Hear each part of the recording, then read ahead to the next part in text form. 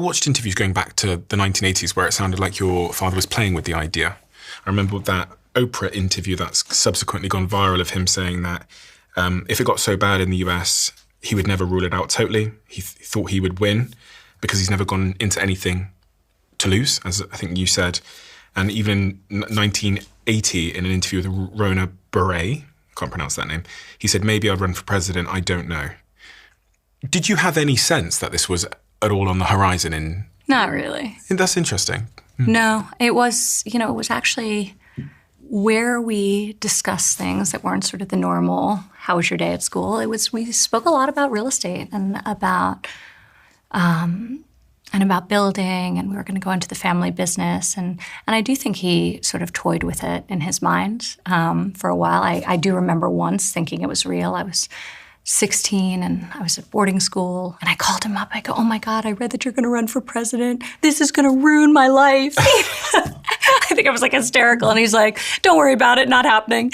I think he was thinking about the options he was given as a voter, and he was dissatisfied. And I think he was beginning to formulate his perspective on what he would do differently. But it was not, my childhood, that was not an ambition of his that was at least articulated to us. Some of the ideas, you mentioned that Oprah interview, he was talking about trade policy being deeply unfair to American workers. His viewpoint remained consistent over time and remains consistent to this day on exactly that, about trade policy, and many of the things he articulated then are very true for him to this day.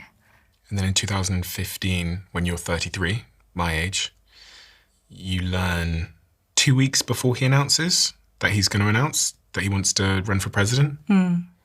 Again, how do you receive that? Is there not like an existential panic like you had when you were 16? We came together as a family in Bedminster, and he shared with us his intention, and he asked me to introduce him. And I said to him, I'm like, well, are you really doing this? Are you really going to do this? He was coming down the escalator, and I'm trying to introduce him and give this speech. I'm like, is he going to get up here and actually? It was so quick. But I think he had debated it in his mind for a long time. And then when he pulled the trigger, it was full steam. Life hasn't been the same since, in many respects. No, it hasn't. But it's been an extraordinary ride. There have been highs and there have been lows, but we've done a lot of living, so. A lot of living. A lot of living. Of which you spent 4 years working in the White House. Some of your sort of key headline achievements are doubling the child tax credit from $1,000 to $2,000, benefiting 40 million Americans with an average of $2,200 per year, helping secure paid family leave for federal workers, helping pass the Great American Outdoors Act, which is one of the largest conservative bills since the national park system was created, leading efforts to modernize career and technical education, providing $1.3 billion annually to over 13 million students, and helping to pass 9 pieces of legislation combating human trafficking and child exploitation. And then it ended. Were you happy it ended? Because I sat with Michelle Obama, she seemed happy. I left it all on the field. I don't look back and say, I don't have regrets. I worked as hard as I could, and I'm incredibly proud of what I was able to accomplish in those 4 years. And I don't regret it in any way. But it's a sacrifice to my children. And it's hard work, So I feel both incredibly privileged for the opportunity, but also I don't have what they refer to as Potomac fever. There's some people that once they have the experience of being in those rooms and close to that type of power, they just hang around the hoop, constantly cycling back in. I feel like I wasn't expecting to serve in this capacity, at least not at this stage of my life. My father asked me to help him.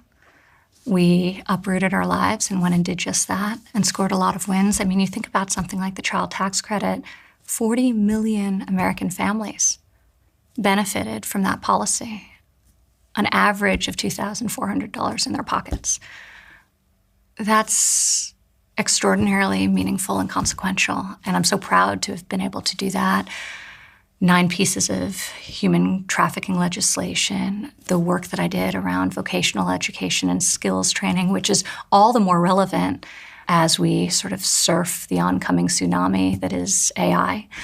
The fact that we were able to get the private sector to commit to skilling or reskilling 16 million American workers. The fact that we were able to facilitate the creation of 1 million apprenticeship opportunities in the United States. These are deeply meaningful. So I'm so proud of my service. I feel deeply honored that he trusted me to pursue these different verticals and to work alongside of him. And I also know that it's really hard. And for my children, my first responsibility is to be their mom. It was true then as well, of course. And I did the best I could every single day to be everywhere I needed to be. But my kids are a different age now. And there's a finite period of time before they leave our home. I think, I look at my teenage daughter, she's 14, and even if, a quarter of my interactions with her through her closed bedroom door, I need to be present and I need to be there. It's not theoretical for me because now I know the sacrifice that they would have to bear, the cost to them of if I went back into service. And I'm not willing to let them pay that price. So for me, it's actually a rather easy decision. I made it immediately, that in this moment, I'm where I need to be. It's also a different time. Now my father has a deep bench of people raising their hand who want to help and participate. That wasn't true before. He's really refined his policies, his beliefs, and has a lot of conviction in terms of what he wants to do. So I feel like for him, it's amazing. He's got the team he needs. And for me, I think, my priorities are my family, and that just feels really good and right for me. What weren't you prepared for? I asked the same question to Michelle when she was here about, you get that phone call from your dad and he says, come help. One has a vision of what that might look like, but there's surprises. Michelle talked to me about so many of the things she had no idea would be the case. You're not prepared for any of it. There's nothing that trains you for the experience. And I think one of the things you realize pretty quickly is power, just like money, makes people more of what they already are. And you see that very much in playing out in politics and in life, right? I also think you realize people are just people. You look at, and I had exposure to some of the great leaders of business, and now I was being exposed to leaders on a global stage of countries. Sometimes they were monarchies, other times they were elected democracies, and then all sorts of variants of that, and you realize at the end of the day, people are people. Some of them, their kids don't speak to them. They got in a fight with their wife that morning. They're just people. And now some of them feel extraordinarily historic. You meet a person and say, this person feels consequential. Others of them, you leave and say, I wonder how this person ever got elected to this, high office. But I think it removes the veil and the mystery, and I think it removed for me a lot of any of intimidation I may have in interacting with another human being. Your security situation must have changed quite considerably. It did, yeah. And because politics is a dangerous game. I think I heard something that said being president is the most dangerous job in the world when you look at the fatality rate. And obviously we've seen political assassinations in this country even in recent times, but your father was also shot at, hit in the ear when he was on the campaign trail more recently. What's that been like? And what does it actually, can you give me any specifics on what that actually means? When you become involved in politics, how does life change from a security perspective? Yeah. I think, it changes radically. Now we're protected by U.S. Secret Service, and I'm so grateful to the men and women who take care of my family, took care of my father, protected him, and risking their own lives to do so, and now do so for me and my children. So very grateful to all of them. But it's scary. We live in very troubling times, and the fact that there is a correlation between service and violence is terrible in and of itself, but that's the world we live in. So, I have to acknowledge that reality and defend my family as best I can and make sure they're protected. And I'm very fortunate the Secret Service are the best in the world at doing that. Where were you in 2024 in July when you heard the news that your father had been shot in the ear? There was an assassination attempt on his life. Do you remember where you were? Like, what's that like as a daughter? What are all the feelings and thoughts?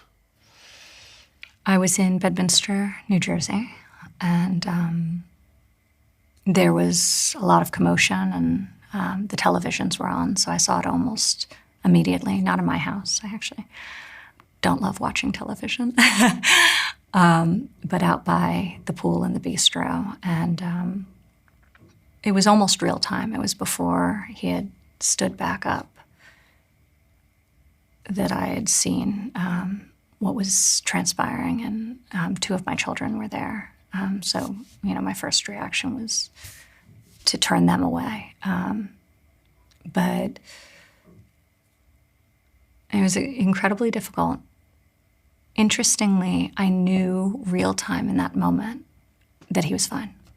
Like I just knew that, like, it wasn't his time.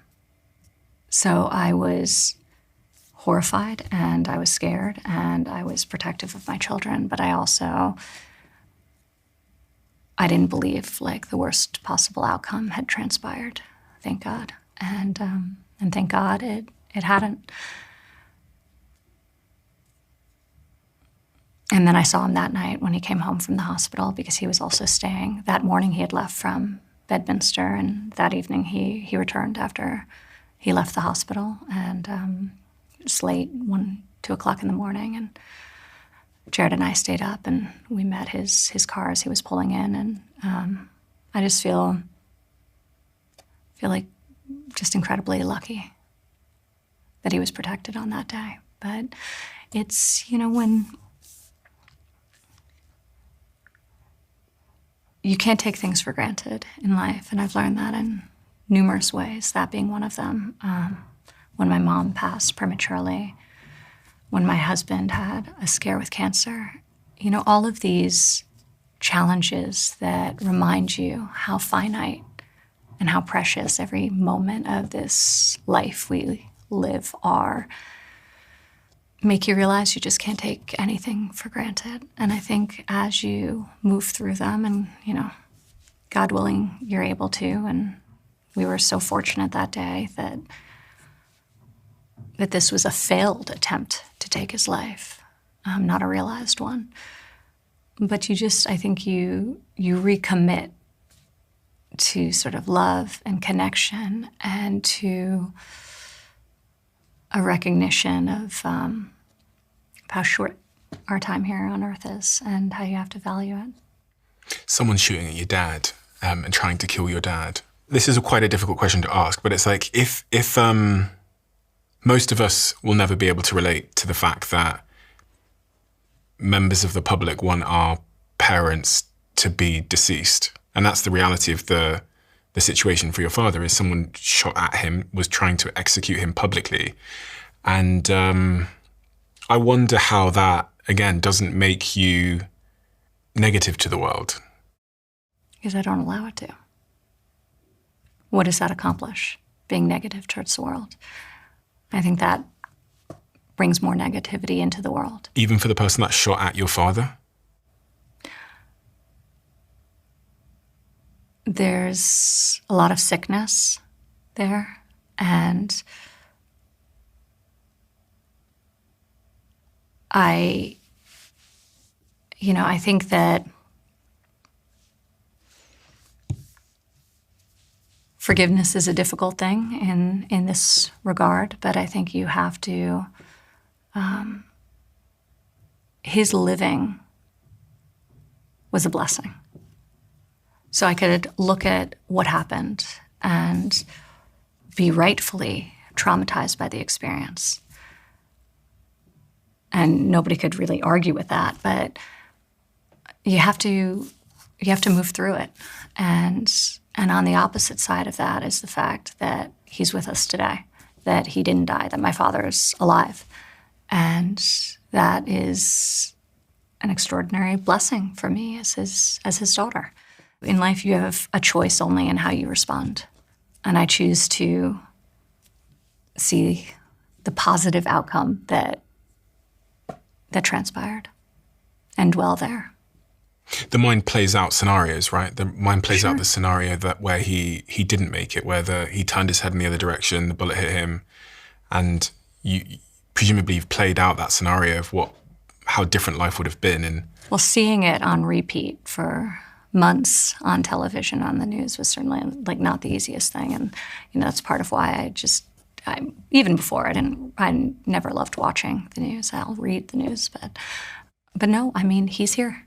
Really felt like a miracle and a blessing, and that's what I focus on. I can see the emotion again in you, which is, again, it's fascinating to me because I've heard people around you speak about it, but the emotional toll seems to be more still sort of present in you about that incident than it does about other people that I've heard speak about this. Well, he's my father. He's my father, and he almost lost his life that day, but he didn't, and I feel truly grateful for that. And in this second season of his presidential career, you decide that you want to pursue many other business developments and real estate developments. You step away from politics in 2022, I believe. You announced that you would not be returning for the third election campaign. You said, this time around, I'm choosing to prioritize my young children and the private life we're creating as a family. I do not plan to be involved in politics. You also said on Lex's podcast, politics is a pretty dark world. There's a lot of darkness, a lot of negativity, and it's just really at odds with what feels good to me as a human being. I was thinking this earlier on about 30 minutes ago. I was thinking your nature, as I've known you, seems to be the antithesis of this type of world. Like fame. Totally true. There's this gladiatorial aspect of it that's just not for me. I care deeply about policy, about helping people, and I think there's all sorts of ways to do that, and I'm doing that now in the private sector. But I don't like politics, but I do care about policy quite deeply, and I've tried to focus on that element of service. And do you feel the need to express? You never do, because you don't punch back at the world publicly, which is, I think, something to be admired. And I've learned actually quite a lot from everything you said there about not feeling the need to punch back at the world. It takes training. Yeah. It takes real training. I was actually reading recently about the crow, and I thought it was a great metaphor for life. So crow's a highly intelligent animal. Extraordinarily so in some cases. But it can get aggressive and territorial, and it's one of the only animals that will actually attack an eagle. A crow will go and just, sometimes because it's being territorial and other times for fun. And the crow will actually mob the eagle, and it will land on its back and it will start pecking it.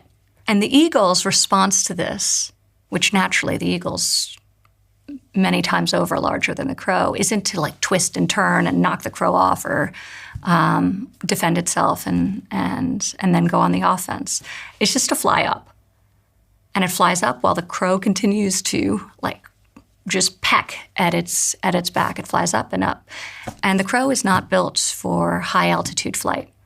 So at a certain point, as the eagle flies up, not expending any energy in the counterattack, the crow just falls off. It can't sustain the altitude. So, I kind of love that analogy for life, because you have a choice. You can turn around, you could fight back. Probably the eagle would win. Or you can just, play the game on your own terms. And I think about that sometimes. And I thought it was a brilliant metaphor for dealing with the noise. And you trained that muscle. For sure. So there was a time when you did care. For sure, because there was a time when I was just confused. I'm well, but I didn't even do that. What are you talking about? Yeah. I don't even know what you're, and then there's this sense of, well, that's unfair. That's an unfair attack. And then you realize a lot of it's unfair, especially in politics. It's just a team sport and people attack and, And people also, put you up on a pedestal, and you just can't get distracted by either. You just have to be yourself, and you have to fly up, let the crows fall off, and that's it. That's all you can do.